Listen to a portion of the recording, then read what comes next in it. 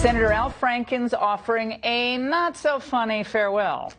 The man who was accused of multiple gropings and other stuff will resign, but no apologies, no admission of guilt, just accusations, and lashing out, of course, against President Trump and Senate candidate Roy Moore. As predicted, Franken was a victim of the PC lynch mob.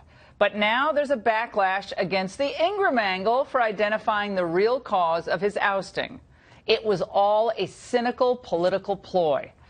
And a huge development at the Justice Department, a top official demoted after reportedly, as we thought, coordinating with the law firm peddling that infamous anti-Trump Russian dossier. But we begin with the fall of the liberal icon comedian Al Franken and the Me Too pandemic. That's the focus of tonight's angle. Look, Franken really had no choice after most of his Democratic colleagues in the Senate called on him to quit. But listen closely to his statement today. Some of the allegations against me are simply not true. Others I remember very differently. Think about that for a moment. He's basically calling members of that Me Too movement liars. But he's unwilling to fight for his reputation.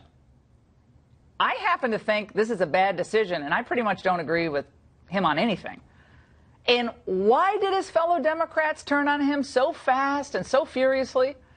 As we explained in the angle last night, the Dems did not suddenly become beacons of morality, wagging their fingers at everyone else because they're on the moral high ground.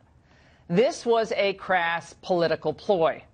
Democrats dumping Franken overboard because now that they can claim, hey, the moral high ground for 2018 and pursue allegations against Donald Trump and Roy Moore.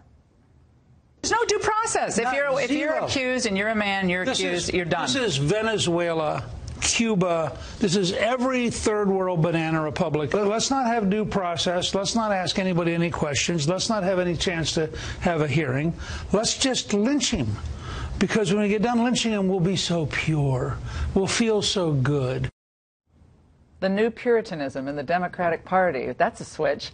And you wouldn't believe the headlines we got in response. The Washington Post wrote, Al Franken finds unlikely defenders on Fox News.